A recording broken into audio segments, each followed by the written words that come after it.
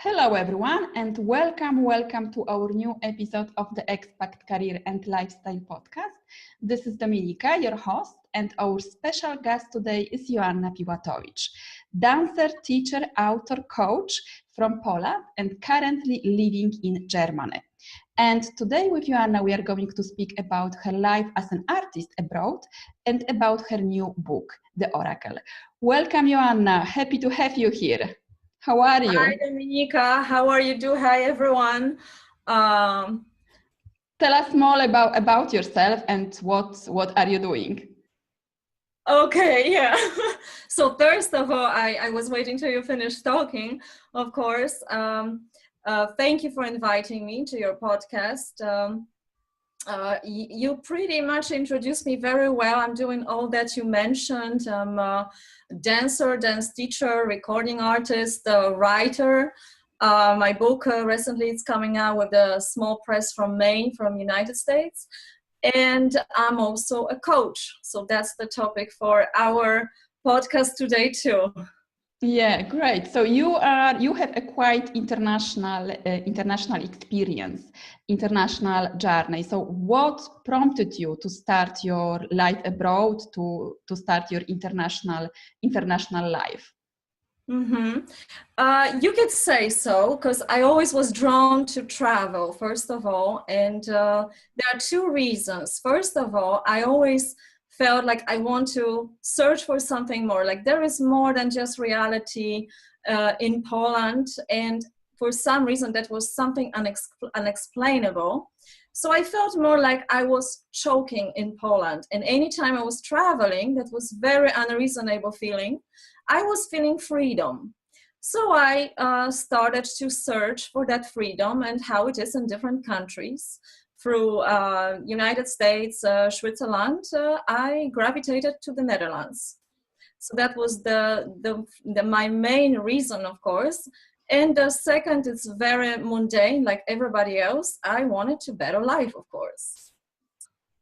Mm-hmm. Yeah. So you lived in Netherlands, and now currently you are living in Germany. In Germany, yeah. So I know that you have multiple passions. So you are a dancer, you are a coach, painter, teacher, author. So you are doing a lot of things. So how do you combine those passions of yours? Very good question. I forgot to mention that these are my art, part of my art, of course, and I'm painting abstracts. And this came to me, of course, quite spontaneous, like everything else. So I wasn't planning to be an artist. I was planning to get a normal job, have a normal stable income, work in a corporation, and that never happened. Mm-hmm. So what happened was this pulling, it's an inner strong feeling, like you are pulled to something on the way. So if the writing is happening to you, you start to write. If this is painting, it's like an inner call, then you start to paint. And I couldn't really avoid that. So the way I'm combining it, because of course, even if you do art, a lot of people will tell you, okay, if you do so many things, then you don't do anything good. It's obvious. Mm-hmm. But it's not possible to do everything in the same time. I would say it's more like phases. So when I'm working on the book, I'm totally doing that, and that takes very, very long time. But to balance that, I also need to dance. So I'm teaching. I'm also creating choreography. Another time when one project is accomplished, then I move on to the next. So I do another performance or art exhibition, music project, whatever is coming along. It's not really I'm planning that. It's more what's happening. So you are following what's there, what wants to happen, kind of like process psychology would say, what wants to happen now. Mm-hmm. So you are like following your own, let's say, or intuition, or like your own wisdom. I'm doing my best. I'm still working on it, but yes, most of the things are coming when I'm in the state of meditation, or I'm inspired, maybe a movie, maybe some sort, when my mind is reaching for something else, when I have those moments for myself and I can hear myself. Mm-hmm. And you focus like on one project and then you move to another. Okay. Or you work it's not like always possible, because if you start one project and let's say it's going to take you 3 years to accomplish that, then obviously you're not going to wait that 3 years. You're still going to teach. You're still going to have maybe clients for coaching. You still do other things, and there are moments when you just want to paint. But it's more spontaneous process. But of course, if you have a deadline, you concentrate on this one thing. And there are periods when I'm just painting for months and just doing that, nothing else. And then that part is over. So I move on to the next phase. Mm-hmm. Great. So tell us more about your life as an artist abroad. So what was your biggest challenge, or maybe it is still a challenge for you, and what did you do, or what are you doing to overcome it? Yeah, so challenges are happening all the time. I think I would lie if I would say that, oh, I had all those challenges, now I dealt with them, they are over. I think we are evolving more like in the cycles. So the certain things, our biggest maybe life lessons, or whatever our soul wants to experience, if somebody believes in soul, it repeats on a certain levels, maybe differently, maybe we accomplish something or understood something, so we have a better capacity to deal with that. My main focus always, it was a materialistic part, of course, and I wanted to just, get this job and be successful, maybe in international coaching in The Hague, where I was living. And I try to push that artistic part aside, because I thought, okay, that's too big challenge. I cannot just go on like that. Mm-hmm. But when you have this inner call and you stop resisting it, then you start to follow your inner self more, and you're finding the way how to deal with that. So there is a lot of challenges for artists. You have to deal with this not stable life. You don't have a stable income, for example. You have to be very disciplined. But if this is something and only thing you can do, and you kind of, I always say you have to be obsessive about something in order to do it well. So if this is the only thing you can do, then that is your call. Then you have to do that. Mm-hmm. So yeah, coming back to the question, you were asking about the challenges. I think most of the challenges that are mine and those people I also met with are the stability of income, how to make the life in the environment that it's not yours, how to find yourself there. So the language was also a problem. And I think that when I was in the Netherlands, I learned better English than in Poland, because everybody spoke really great English there. And if you can settle yourself quite well in an environment, then of course, depending what kind of personality you have, who you are you extrovert or introvert, then those challenges are arising. They are emotional also. They are what kind of skills you have, how you communicate with other people, can you go out to do networking. So all of that, I think any kinds of challenges that can happen, it happened to me, emotional also, health, psychological, on every possible level. Mm-hmm. And so what can you advise? Yes. To overcome those challenges, because it is about following your own calling, but sometimes it can be difficult, because you can have a lot of resistance in yourself to follow your true calling, or even adapting to a new country. So what will be your one piece of advice for someone to overcome those challenges? Mm-hmm. Okay, so I would have a problem to give one piece of advice for everybody, because there is no recipe that can work for everyone, of course, because even what is remedy in one moment can be a poison in another moment. So if I tell somebody, okay, you have health problems or emotional, but you have to go out there to a meeting because you have to push through, that may work for one person, and for another maybe a total failure and something that will be traumatic.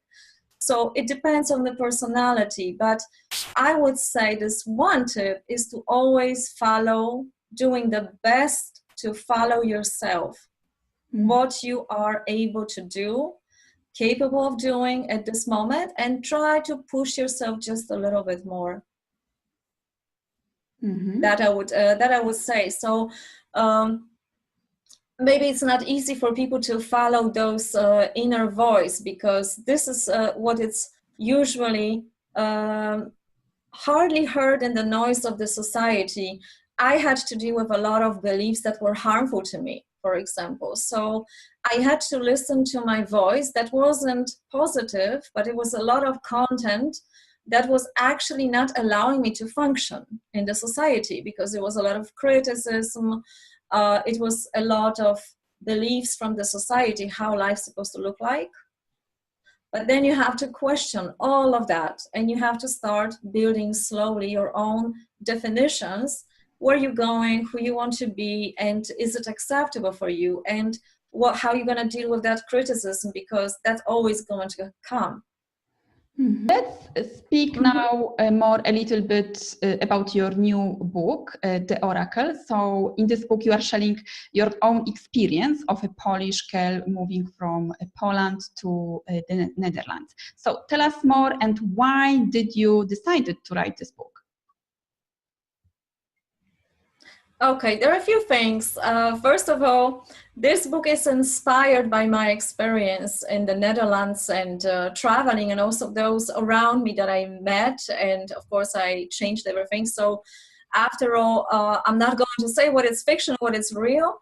I put everything in the work of fiction, of course. When I started to write that book years ago, I wanted to have a clarification of my own self. It was my inner need to have clarity about my life. That's how I started, and I wanted to make something useful, something beautiful from what life is presenting to me. And I would advise probably everybody to try to do that when they can. So this is how I started, and this book is also touching on the philosophical aspects of the life, psychological, and also paranormal. So it's talking about unknown that I cannot prove. Probably other people also cannot prove, because it's touching on telepathy. Some of the people believe in reincarnation, power of bad eye, or curses, or some sort of magic, or other species maybe living on Earth or visiting. So I'm touching slightly on everything, and questioning some of our beliefs also in the society. So I probably should shortly say about what is the book about. So it is about a young artist who leaves to the Netherlands, trying to leave abroad to have a better life. But what's happening, she starts to have a series of dreams where her alter ego, or someone named Sarah, appears, and she claims that she is her incarnation from the past, from the ancient Egypt. And she is trying to free Jasmine and herself from the curse that is affecting, of course, Jasmine's life and as well her past. And this is how it's starting. Yeah, so there is like communication between like two different worlds. So not only Jasmine is like an expat or a migrant artist moving to Netherlands, but also she's communicating with different world through her dreams. So yes, there is a portal through the dreams to a different dimension, and it's portrayed at the very beginning of the first book very slightly, because we do have dreams, all of us, and the problem is most of the time we don't remember them. Mm-hmm. So whether we think we don't dream at all, or it's very blurry. And I believe personally that we do have some sort of information that we can read from dreams if we know how, if we have a connection. And those dreams are not always so obvious. They are obvious in more obvious in the oracle stories, because there is a plot. But I'm afraid in life it's not so. And even in that book, I try to make it as realistic as possible how that could happen. So Jasmine, most of the time, she doesn't remember those dreams anyway. So like every human being, she suffers from a little amnesia that happens to every one of us. So we learn something, we know we have this profound experience. We dreamt about something great. Now we know what all the universe is about, and then we forget. Mm-hmm. And then we start all over again, of course, until we make notes and maybe that experience sits with us strong enough so we make a different choices. Mm. Great. So this book is your first book in English, or? Yes. Yeah. So how was it for you, like expressing yourself in English, writing in English, because you are communicating, you are working with internationals, and you are living in Germany, so probably you communicate in German and in English too. So in German too, yes. But how was it for you to write in English, to express yourself? So I'm writing a series of articles in English, and the most challenging part, it was translation, because portions of that text I rewritten in English language, because obviously I would express myself a little bit differently in another language. And parts I also translate exactly as it was, line by line. So translation is worse than writing in English, for sure. But I always like to master English language. I'm sort of fascinated by that language. Mm-hmm. It always spoke to me.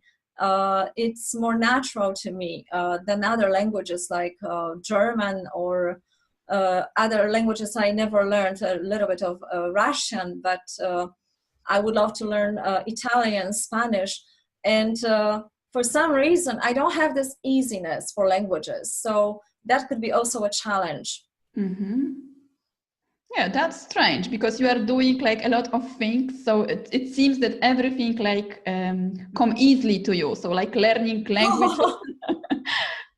I love to hear that, because it's maybe how it's supposed to be portrayed, but there's nothing easy about it. But if you have a passion about something, then yes, you run more on inspiration, so you can go on longer. Yeah. Mm-hmm. Yeah. So, like, how do you find inspiration for your projects, for writing, for painting, and even like for dancing? How do you find it? Is this something like from your own personal life, like with this new book, The Oracle, or what do you do? How do you inspire yourself? Okay.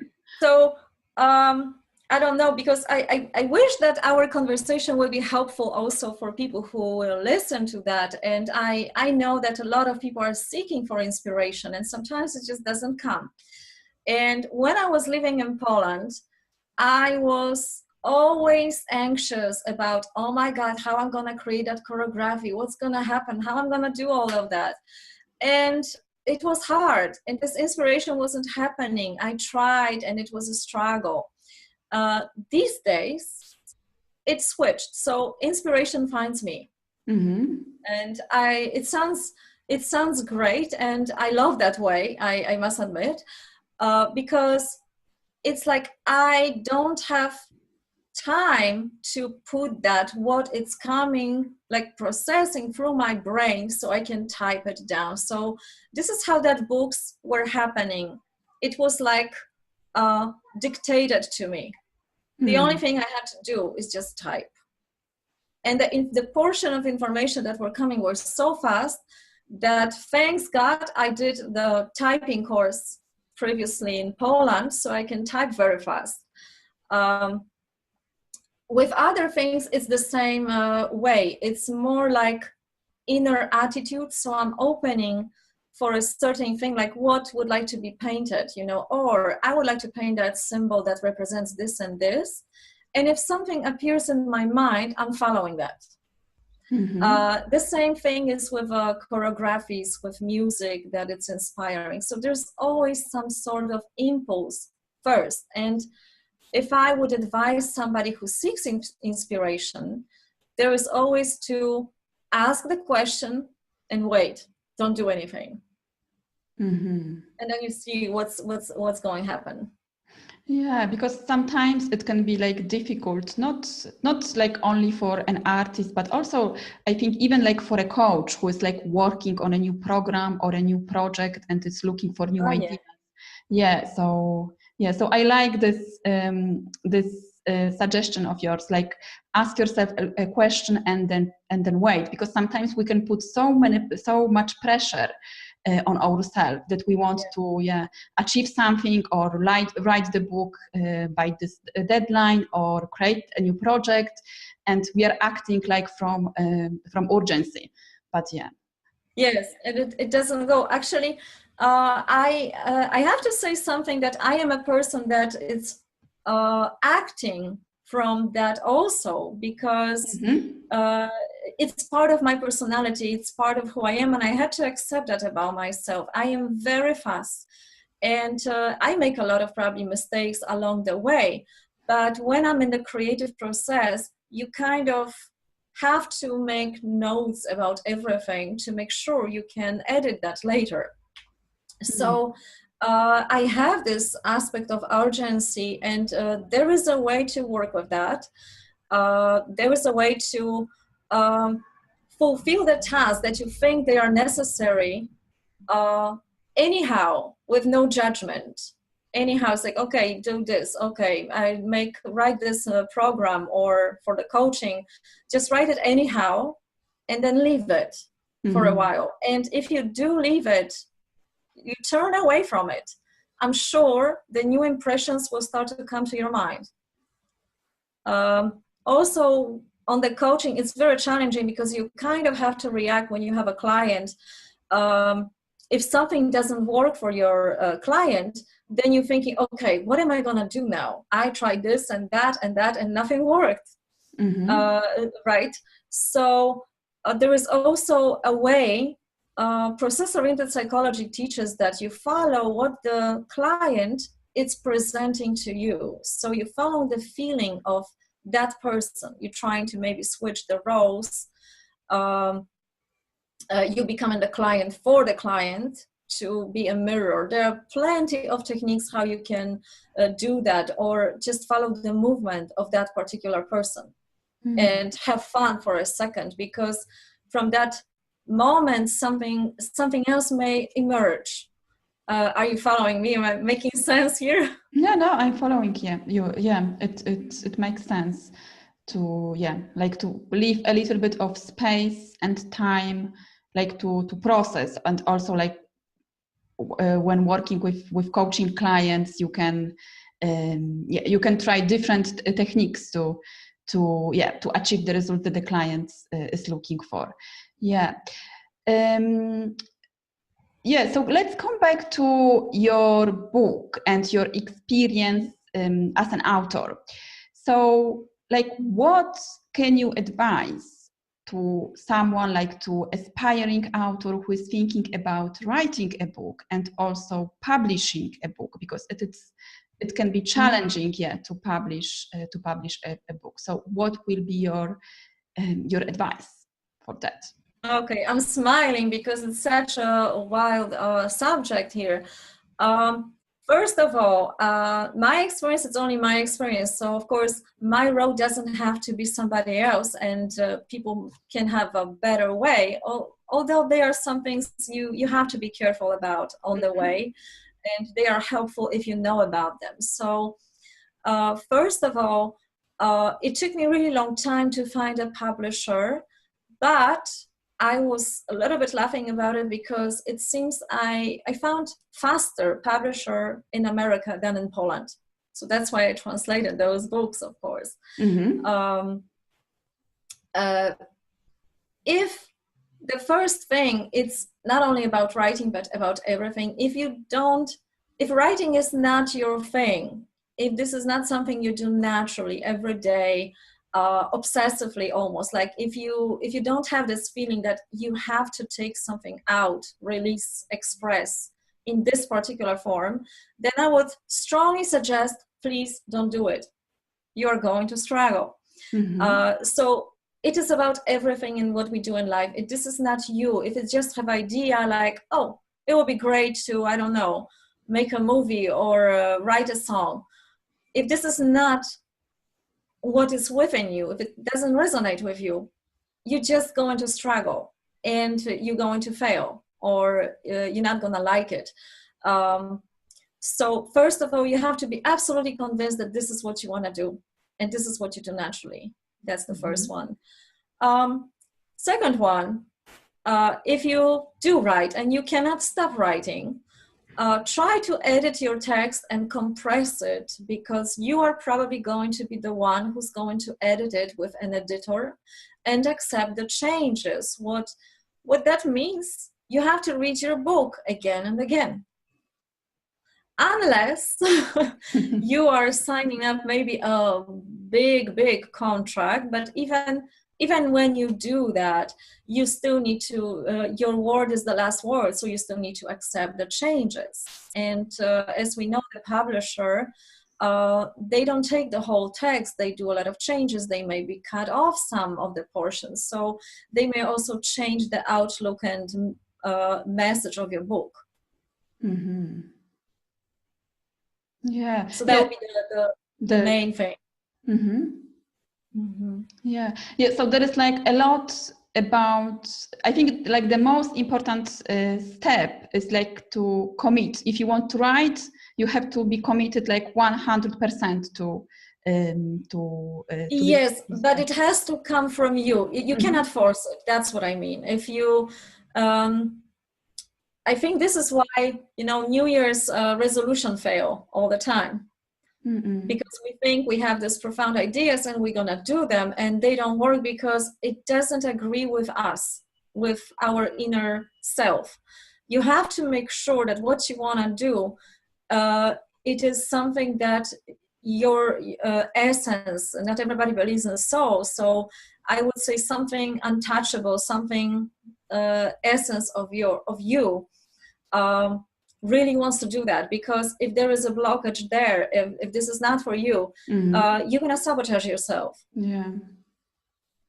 So this commitment has to agree with you first.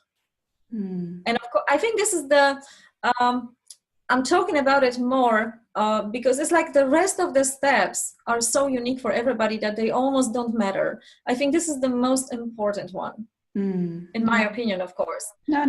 Because because you gotta know. The question is how to find out, because anytime you probably have somebody for coaching, people have this idea, I want this and this and this. And then within the sessions, you discover that this is something else. It can happen. The people are evolving. They need to be flexible. Some of the obstacles are not allowing for them to achieve those goals that they came with. So everything has to be taken into account. And how to check that, it's the most important part within that first tip. Is it something you do every day?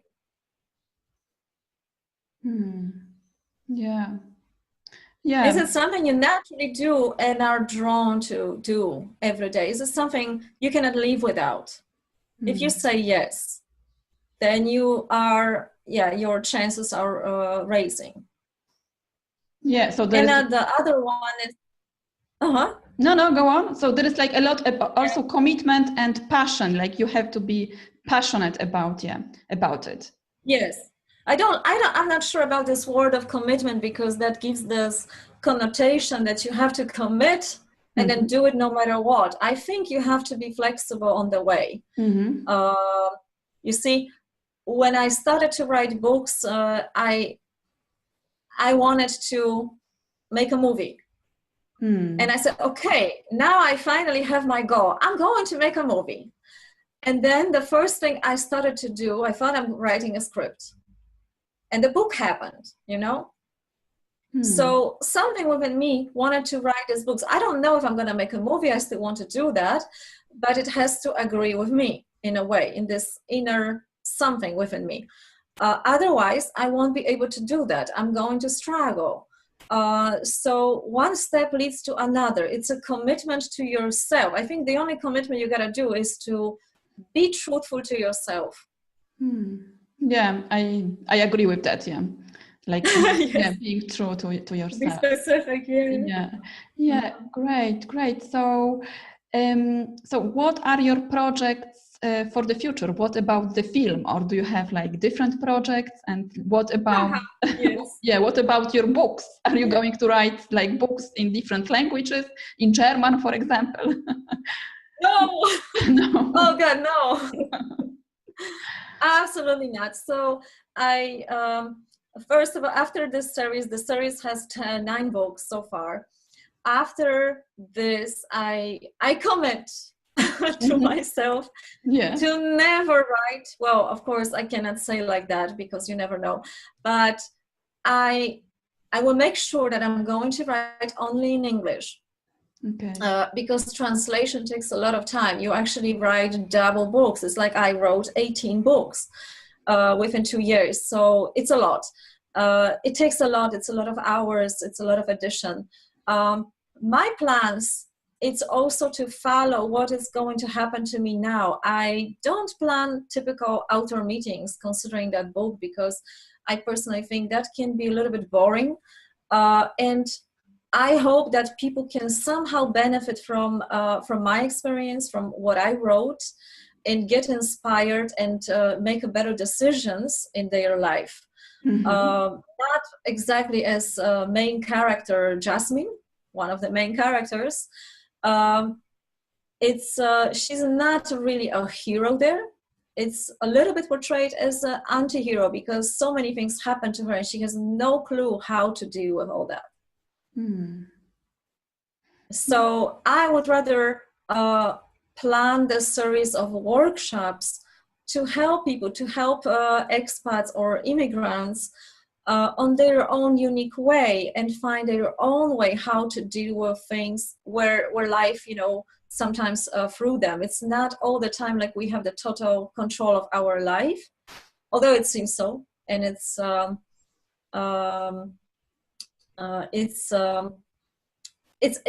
the time said, like you have to make sure you are in the control of your life. But there is a lot of things that happening we don't have a control. We only have a control over how we react toward what's happening in some cases, I think.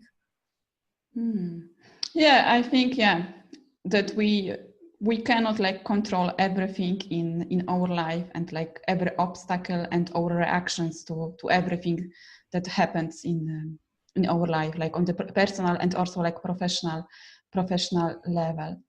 Great, fantastic. So thank you very much for being with us today, sharing your experience, your knowledge and tips about living as an artist abroad, about publishing and writing. So where can we find more information about you and about the new book? And I also know that you have a free gift for our listeners. Yeah, I forgot about the free gift that you have. Yes. So first of all, thank you for all the great questions, and it's always great to talk to you. We had a lot of conversations before, but we didn't meet for maybe a year online. So that is fantastic that we could finally meet, and the book made that for now. Kind of connected us again. The book is basically, it should be, that's what my publisher said to me. Definitely it's on Amazon in every country, Goodreads, and everything creates space. So I think it's going to be easily found online and accessible. The next thing is gifts, right? The gifts and how to connect with me. So I have a website. I'm also present on a lot of social media these days. My website is ifnotdance.com. Because of course I'm not doing only dance, so it's very simple. If not dance, then what? Then what? Yeah. Then everything else. Yeah. So you can reach me through that website, and any social media is connected to that website. So that's the easiest way. Free gifts. I have. I would like to offer a free coaching sessions for maybe 5 to 7 people that will be connect with me first, and we can work on any issues. So I'm not typically career coach. So to make that clear, of course, I'm working with currently what's happening. So if somebody has a goal but has enormous obstacles, so there are emotions, a belief system that is not really supporting that goal, or relationship struggle, then I am focusing on that, what is the most important in the current moment. So that will be my coaching. And then, of course, continue as whatever the goal was. Yeah, so that will be the free gifts. And as an author, the book will be on Amazon. I would welcome comments, letting me know if that is useful. So I can also, the feedback also helps me to find a way, if I'm portraying what I'm trying to portray, of course, right. If I can assist with people in a way with my book, with my message. Great. Thank you very much for sharing your gifts, and I will put all the information about how to connect with you and the link to your website with the show notes, so people can go and learn more about you and book a coaching session with you, Joanna. So thank you very much again for being with us today. The same from this side. Thank you for having me. Thank you very much. Great, you're welcome. Thank you very much for listening or watching, if you are watching a video version of this podcast, and let us know what are your thoughts. If you like this episode, please share it with your friends and leave us a comment. And I will be back soon with another content. Thank you very much, and bye. Bye-bye.